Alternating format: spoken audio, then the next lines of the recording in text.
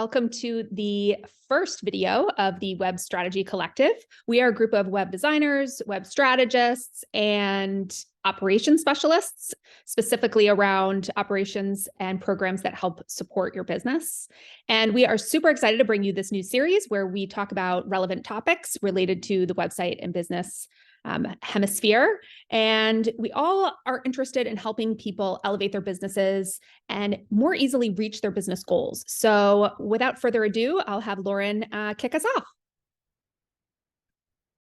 Hi, I'm Lauren Newton, and I'm a web designer with an eye for SEO. I help small businesses with their online presence by increasing website traffic and boosting conversion rates, ultimately turning more visitors into loyal customers. Hi, I am LaShae Dorsey, and I help consultants, coaches, and B2C business owners level up, set up, and tidy up the tech behind the scenes for their business, from automation to support. I help you find, love, and use the tech that works best for you and how you work. I'm Lisa Doiron from Lisa Marie Creative, and I love to work with mission-driven personal development and wellness coaches and entrepreneurs who feel called to make an impact in the lives of others in some small or significant way, and ultimately impact the world. I design websites and branding that is effective and strategic and empowers my clients to connect with their audience, make an impact, and scale their business. I'm Kate Newnham from Up Designs, and I really enjoy working with health and wellness entrepreneurs who want to make a difference. They're like fired up. They have a bigger mission to help people in the world, and they need a website that is, awe-inspiring, memorable, strategic, and can get them to where they need to go and help them achieve their business goals. And they have this tremendous value, and I just want to make sure their website reflects that. So without further ado, I think our first topic for this series and this video, we're going to talk about the power of your website. I think often people think of a website as like a secondary thought, but we really want to emphasize that there's power there. And we've seen a lot of websites. So we kind of wanted to say, like, from each of our perspectives, since they're all so different, what are some of the common mistakes that you see that you feel like could help people elevate their business? Yeah, I'll kick us off if that's all right. Yeah. One of the things I think we had all talked about a little bit before we started recording here was the kind of the messaging of the website when you first land on it. So the homepage, is the homepage messaging really speaking to your target audience? Is it really describing what you're doing? Does it really, convey that very quickly and efficiently and, without confusion? Because I think a lot of times what I've seen with some of my clients is their websites might have really confusing messaging and might not explain what they do. And that can be part of the reason why they're not seeing people staying on their website very long or converting at the end of the day, because, my perspective is from SEO. And so, I can get people to a website, but whether they convert or not is a different question. And one of the first things people see is that messaging above your fold on your homepage. And that can really make or break conversions. Yeah, I 1,000% agree about that. And I always heard, a confused mind doesn't buy. Mm. And the other thing I learned from Donald Miller, he's a huge sort of strategy website messaging guy. Basically, no matter how intelligent you are, you want to use as few brain calories as possible when you're reading a website header. So when you first get there, and if they have to use any more than a certain amount of calories, they'll just leave. And it's a really small amount. So to really keep that in mind. And I see that mistake also quite a bit. I see the mistake of people talking about their accolades and their credentials and, this is what I do. And instead of talking about the client and what you can do for them. So there's that. And then like listing their, their certificates and all that kind of stuff. Instead of the clients want to know what's in it for me and how can you help me? So that just tweaking your messaging that way is super helpful for sure. And having clear calls to action. So the client always knows or the visitor, I guess I should say, always knows where they need to go. I think too that, I mean, speaking in the messaging part, when someone lands on the site and if the messaging is clear, is there something for them to do? Is there a solution that you're offering them? Is there, um, like a download that they can click on and get the answer or help understand why your solution is there? Like having that be kind of the first thing that people see um, when they land on your site and knowing that. So just from an operations standpoint, like if you're wanting that to happen, it's got to be front and center. You can't hide it in the third page of your site and hope that someone's going to click over to, your services page or your about page. Like put it front and center and yeah, absolutely have it match your messaging. So Absolutely. Yeah. And yeah, those first buttons are important. It's like, what are you asking them to do? Are you asking them to sign up for a freebie? Are you asking them so that they, learn more about you? Are you asking them to sign up for a course? Are you asking them like, what is the next step? You tell them, they don't guess. right. Right. The other thing with positioning that I was thinking about when you were talking is like making it about them. But in terms of, the value that you bring, I also found that a lot of people hide their accolades. Like their impressive stuff, especially people who don't think they're impressive, they hide them on either the bottom of the about page or even the bottom of the home page. And the truth of human behavior, I think, is that when someone sees that you're attributed to a brand that's big or a brand that's impressive, that it helps them move forward. So no, the whole thing doesn't have to be about me, but we've helped people like blah, blah, blah, blah. Or here's some examples of our recent work, because then it shows like they've helped those people. That's sort of human behavior. I find like people are happier when other people refer them or have trusted them. They believe you more, just like a little bit more. And they might see themselves in those examples that you provide, right? They may see something that's similar to what they're offering or whatever. So there's that too. Yeah, definitely that identifying aspect when someone lands on the site where they can identify some part of what they are dealing with or wanting to achieve, whatever that is for them, for sure. So clear messaging, we've talked about buttons telling them what to do, talked about like lead magnets, to keep them going. I know you do a lot of automation, LaShae. Do you want to talk at all about like nurture series? I know you're, good about kind of keeping them on the hook there to help turn the clients, right? The 95% that don't buy the first time. Right. So, I mean, like you said before, 5% of the people who land on your site are the ones who actually take the action that you want them to take immediately. The other people, and I know I've seen it like talked about in a different way from a sales perspective, is you have what they call rabbits and turtles, and then you have the people kind of in the middle. So with a rabbit, they land on the site, they see what they want, they go for it, they take action, and they turn around and either book you or schedule a call or buy your product, etc. But then the turtles want more information. So like you talked about with the buttons are leading them to that information. So if your button leads them to say a lead magnet, when they get your email, it's not just, oh, here's your thing. It's, an introduction to you. And then it's a series of emails that talks about how you can help them and that helps them consume that lead magnet that you just sent them to, or helps them again take the next step, because again, these are your turtles. These are the people who want more information. They are reading everything, even though they might not be responding right away. So just making sure that all of that works properly and kind of keeps them in the flow of the message, keeps them in your branding. I see that's a big one that has driven me crazy for years. It's like, oh, okay, you've given me this wonderful thing here on this wonderfully beautiful site, and then you send me to a page that is black and white with 3 lines of text. Wait, I just got called away. My kid did something, my pet did something. I come back, who was this? So, and people are like, that's not operations. It's like, yeah, actually it is, because that's part of the journey that your customer is taking with you.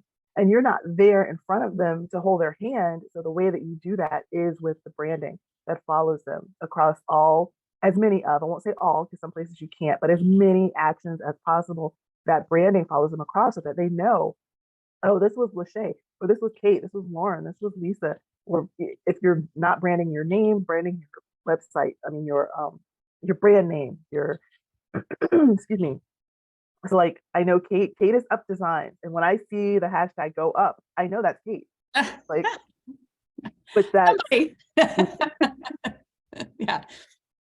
Because it's a motto, for me, I like to help elevate people, and help them get to the next level. And when I see something that I know could be improved, that could help them, it's like, oh, please let me help you. I would love. So, ultimately that's why I do this, right? To help people. Cause I'm like a cheerleader for my clients a lot. Like, oh, you're so great. Let's make your website match, so that people know. So. Yeah. And really, like when we're talking about the power of a website, like to LaShae's point about branding, really somebody's website might be the first introduction to somebody's brand. And so having, making sure that's not a missed opportunity to set the brand and then make sure that it's consistent, like through all the operation systems and all of that stuff. And then the lead nurturing and everything like that. So just kind of thinking about how powerful that is to like, that could be the first impression somebody has with you, with your business, getting it right is important for sure. So in terms of SEO, Lauren, actually, I'm curious about that. What do you see are the biggest opportunities for SEO on people's websites that you feel like could get them kind of to the next level? I would say, and like we're saying, messaging, like SEO is a lot of content, it's a lot. I would say a big portion of SEO is making sure your content's good. So, is your messaging clear? Because if it's clear to the user, then it's clear to Google. If it's not clear to Google or the user, then, it's just going to be very confusing. And Google's not going to know how to rank you. So, and what's cool about SEO is that Google's trying to constantly improve to make sure it's serving like the best websites to the people that are asking the questions in Google, and like making sure that you're not muddling the messaging, you're really clear with it, is some of the best, probably the top thing you could do for your website. And then as far as like the power of a website, I think another thing too is making sure that people, like if you have a service-based business, for example, just making sure that it's easy for people to contact you, like not confusing people. Like we're talking about the call to actions and everything. I think a big thing for SEO is like keeping people on your site, because the longer people are on your site, the longer Google notices that and they'll rank you better. So keeping people engaged on the website is important as well. So having them click to different pages and interact with your content, ultimately like signing up for a lead magnet or contacting you, all of those things can really help Google rank you better just by keeping you on the site longer. That's great. That's helpful. Yeah. Low bounce rate we want. When having clear navigation and like a client journey that's kind of fleshed out about beforehand, so you can kind of lead your clients where you want them to go, is super helpful with that too, I find. Yeah, definitely. Yeah, exactly. And like keeping to convention is important too. Like obviously as web designers, we want to be like creative and like come up with different ideas, but following convention, by having your navigation at the top of the page, the basic things like that, having your basic pages like about and contact, like from an SEO perspective, that's huge. And then also just from like a customer journey perspective, people want to learn more about you, having a page called about, and not something super random, that's kind of hard to really interpret, spending a lot of those brain calories like Kate was talking about, all that really helps. Don't get too clever. Yeah. So a lot of people like to get too clever. And it's funny, I've seen it a lot in the tech industry too, where people have new titles for their businesses or whatever. It's actually, I read a couple of studies, it's actually not great. People don't want to try to figure out what you are. They want to speak like you speak. So be very, very clear about what you do, and, don't get too fancy. You can have a unique point of view, but stick to the talking points. Yeah.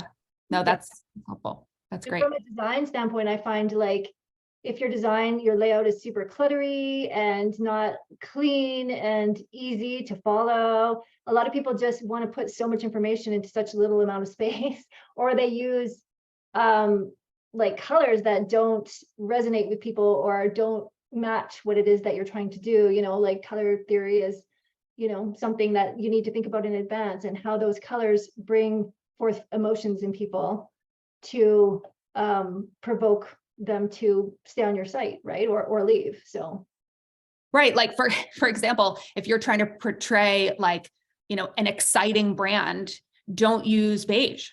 Mhm. If you're going to, and it's, my big thing is like with design from how I approach things is it's called visual marketing. But basically the idea is that you're more memorable when you inspire or awe people. So if you have sort of a flat website that is it doesn't, like you said, evoke any emotion, like the photography doesn't match the copy, which I've seen a lot. Like that's a great photo, but how is it helping people comprehend the content? Are you using icons that help people understand, what you're saying? Some people just throw stuff on there. So really using it to help people comprehend and help people remember, because that people remember stuff better when they have imagery to support the copy. So really marrying that together. And I think that that's a skill that gets lost a lot because people, again, underestimate the power of the website. In doing those types of things. And you have got to be memorable. And when you visited a site, whether it ingrains or not. I remember sites I saw months ago, so if you want people to remember you, there has to be a level of impact beyond just a quick scan and leaving. Otherwise you're just, so that's kind of from a design perspective, what I try to do, and a comprehension perspective, because we don't have that much time to figure you out, Yeah. Maybe Well, fast. speaking of time too, optimizing your site, like this kind of goes off of the strategy and design. I mean, not the strategy, but the design elements of the site, but you want to optimize it because most people are not coming and typing in your domain name into their browser. They're clicking a link from somewhere and they're expecting that site to load quickly. So if you've got all these heavy images or you've got, blocks of text when it does load, like literally just making it be quick and easy. And to Lisa's point, not putting a whole bunch of things in your face. It's like that page, whatever page they land on, and that's another point, but whatever page they land on, make it load quickly and make it relevant to whatever they just clicked. So if you're over in your social and you're talking about your about page, don't send them to your home page, send them directly to your about page. Yeah. Because you're talking about something that's there. Because we don't read stuff, we scan. Right. And when you send someone to a home page and then they've got to go find it, they just left. Like, I got to find it too? You were talking about it. Don't make me work. That's where clear headings are helpful, like properly written out headings and oh my God, I just totally lost my train of thought. I was going somewhere with that. The headings that help lead you, down the page, like they're explaining what the paragraph says without you having to read the paragraph, which sounds like counterintuitive, but like, so you could just totally jump and down. I was going to say it was mobile friendly for sure. Like I've seen a lot of sites that look great on a laptop, but as soon as you get it on your phone, it's hard to read, or the text is too small, or there's things like moving and jumping around that they don't look good on a mobile, right? So you always have to check that out first. You read my mind. I was just going to say mobile as the last sign off. Yeah, 100%. And actually, when it comes to, I even made this mistake and shared about this. There was a button that so I think like the call to action button on my mobile site was hiding underneath, this overlay thing that I had that worked on desktop, but then didn't work on mobile. And that's what I do. And I had that problem happen, and I caught it. But that kind of thing, I mean, that happens all the time, and at least half of people are looking on your mobile site, at least, if not more. So yeah, but this has been great. Thank you guys so much. And this is just the beginning of a series. So if you enjoyed it, comment below. We are going to include the contact information for every one of us in the notes below. So feel free to reach out to us if you have any questions about your site. I know we all have sort of freebies and offerings that would help further.